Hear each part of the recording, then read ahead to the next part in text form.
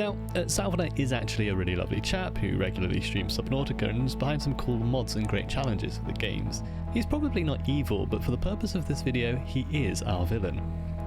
But he was kind enough to make this game playable for us all, so I guess thanks, Salvaner. So, we started out in a large room. Some instructions on the wall tell us we win by leaving in the rocket. Also, that it's possible to fail. Great advice, which I presumed did not apply to me.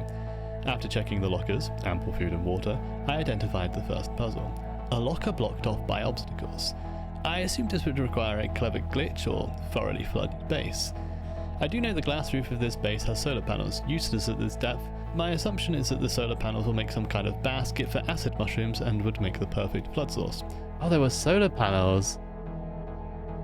But on a base where solar panels won't work because we're too deep. Interesting. Outside of the base is a daunting view of a pitch black void of water. In the distance, an incomplete Neptune rocket. A spattering of oddly shaped bases, and not a lot of direction. Windows into the first base confirm the solar panels were useless as there's a reactor clearly powering this base. First I checked out this single compartment. There's a fabricator, but with barely enough power to keep the lights on, there'd be no crafting for now. In the PDA were two screenshots showing a scanner room's camera being picked up, or released, in some strange metal frame. Despite 200 hours in Subnautica, I couldn't recognise this metalwork, but knowing there was a scanner room, I figured maybe I could track down or craft a camera there. So the thing I had was showing me the camera through one of these cameras, and the cameras are missing. I thought they went on your map. Can I? Oh, I can't see. Oh, we're okay. I'm gonna go into one of these bases. Emergency power. Oh no. Only. Oxygen production offline. I was about to say I'm gonna go into one of these bases that doesn't have any oxygen, and then die in it. And that is exactly what happened. That's okay. I had looked at this incredibly large apartment block of a base and decided to ignore it totally. This is an escape room, not a get into room. Beneath the single compartment is a ring of other compartments. There's a corridor blocked by a locker and a partially constructed bulkhead door. Acid mushrooms can be seen floating here and outside beneath the foundations. I assume I'll need to break the mushrooms in order to flood the base. Easy knowledge from my speedrunning practice days. Perhaps flooding it would make the bulkhead passable? To do this, I'd need a knife. So, this was a dead end for now. Next up, I checked out this oddly shaped base. Two entrances to a multi-purpose room, both seemingly blocked, and an unreachable ladder. Okay, I can't get down there. Empty locker. Empty locker. There is a hatch down there. I feel like maybe there is going to be some like glitchy, speedrunny strat stuff, but I don't even know what. From the outside, the ladder can be seen descending into a tunnel that stretched beyond our sight. After taking a deep breath, I swam as far as I could, drowned, respawned, and went back out to the familiar view of... wait. Suddenly I was somewhere else. My first reaction to seeing the Cyclops was the concern I'd somehow broken the sequence, but of course not. This was as intended. I knew I'd need the Cyclops to craft a shield generator, but my hope was that it might contain some extra supplies in the lockers. Easy enough to check, but of course no power, no oxygen, and no lights. Less easy. Before getting lost in the dark of the Cyclops, I decided to walk along this tunnel. Although fairly sure it ended off in a blocked off compartment, I needed to check. So I began the long walk, climbed the ladder, and confidently reassured myself the locker chair combo here was impassable. That's right, I definitely made certain of that, and I didn't just turn around without double checking.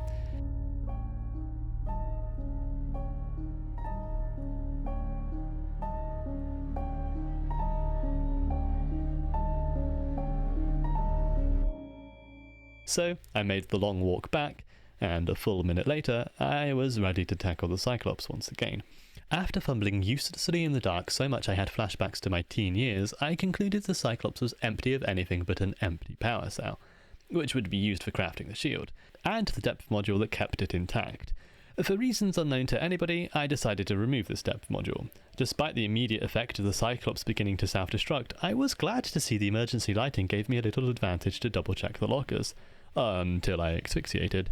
Respawning in the Cyclops once again, just in time to do my best impression of a billionaire in a submarine. 3, 2, 1. Wow, bet Salvador didn't expect me to do this. It's time to jump out into see the untainted ocean. Oh, son of a fish. Is there going to be a thing in here like, hey, you shouldn't have got here, you failed? Welcome aboard, Captain.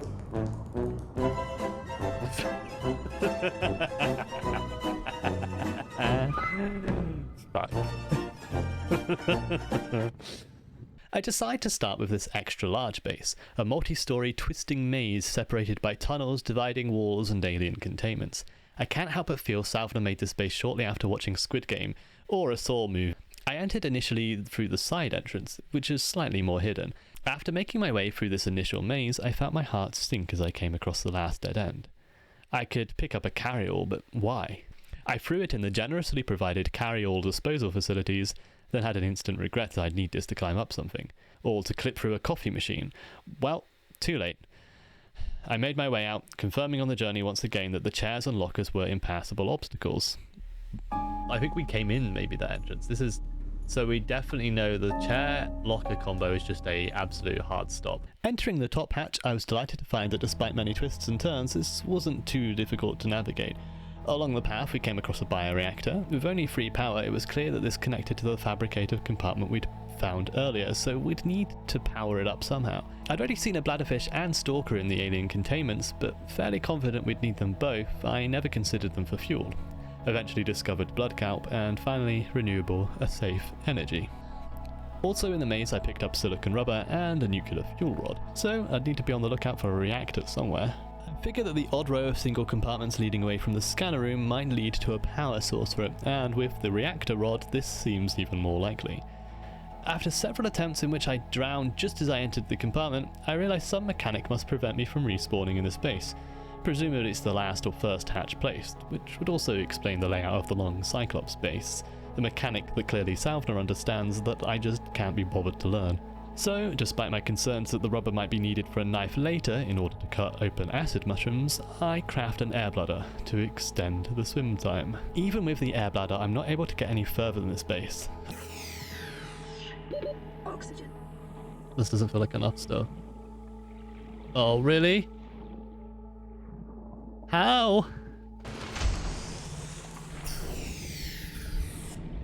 Is this new tech? Entering the base is refilling our air bladder. I can finally stretch to the multi-purpose room, where a nuclear reactor awaits. Oh! I thought air bladders were shit. We power up this base and check out the locker, providing a whole bunch of deep shrooms. These are obviously going to be needed to make hydrochloric acid, to make the polyaniline to craft a shield generator. That's great, just salt and gold needed for that now. But we'll only need 2 for that, so it's safe to assume I can use the rest of these for base flooding. Once I have a way of making them burst, of course. With power restored to the scanner room, I'm able to craft cameras, but not without a lot of resources. I'm not sure that that's the way forward. The scanner room also highlights a couple of lithium and sheet metal in the local area, but I can only find one of the lithium. Without a camera to assist, I don't think we'll get anywhere. With the air bladder, however, I did brave the swim to the Neptune. While unfinished, I knew there were lockers in the penultimate section, and what better place to hide a camera? Or some glass. Well, that's fine, I guess. We're one step closer. In a stretch to find a titanium, I swim deeper and deeper and end up drowning, and back at the Cyclops base. With no extra clues here, and no chance of making the return swim even with the air bladder, and knowing the long corridor tunnel ends in a dead end, remember, I decide to destroy the Cyclops and at least gather some extra data. So, after surviving the self-destruct, I confirmed there would be plenty of meta salvage, but I also learned that this would drop computer chips. Suddenly the Neptune cockpit seemed a lot more within reach, but without a way to craft the shield or flood the bases and still no clue as to where a camera might be hiding, it was time to call an end to my attempt at Salvador's Subnautica Escape. For that day at least. That night I fell asleep dreaming of endless tunnels, lockers and chairs, lockers and chairs, lockers and chairs, lockers and chairs, lockers and chairs. So early on I'd made the very fast and confident assumption that this multi-purpose room was just there to power the long Cyclops space tunnel. I'd convinced myself that chairs and lockers were dead ends. One thing stuck in my mind. All the power generators were surrounded by windows. They were never secrets. Salvador wasn't hiding anything. Perhaps my ironclad belief that this section of the base only contained a power generator was wrong, and this multi-purpose room served more than one purpose?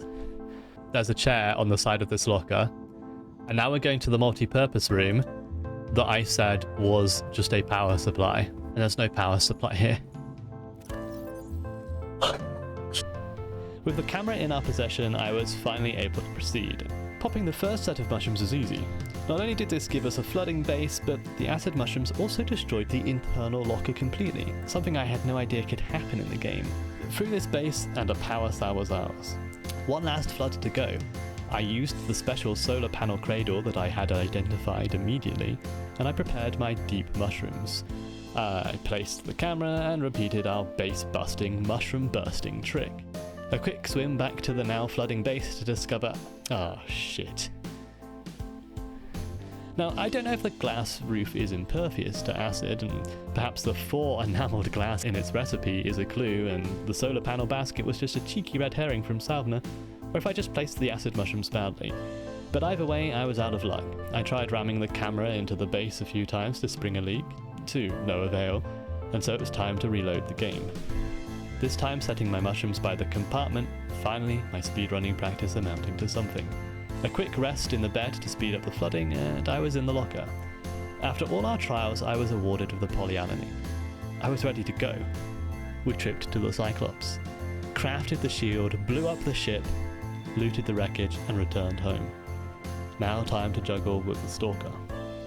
For all of my failures in this challenge, including the, roughly 5 hours of not knowing how chairs work, I'm genuinely quite proud of myself for knowing this is where I'd need to end up, getting a tooth from a Stalker. Having since seen multiple videos and comments from others who attempted this, who threw the Stalker into the bioreactor, that's one small thing I didn't mess up. If only I'd thrown the chairs into the bioreactor instead. Finally, I have a tooth.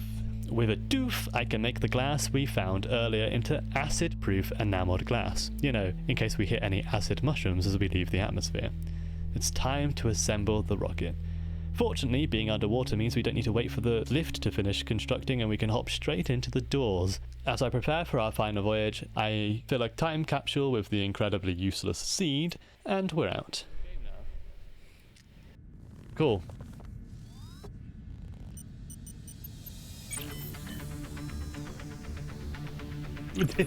Ready to launch on your command, Captain. I should have done that yesterday. Launch in 10, 9, 8, 7, Birds? 6, Yep, 5, makes sense. 4, 3, 2, 1.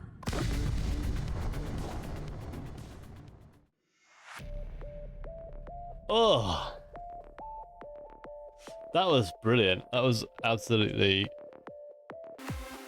We'll just edit this back in. We'll just replace the camera in the video with me like this the whole time.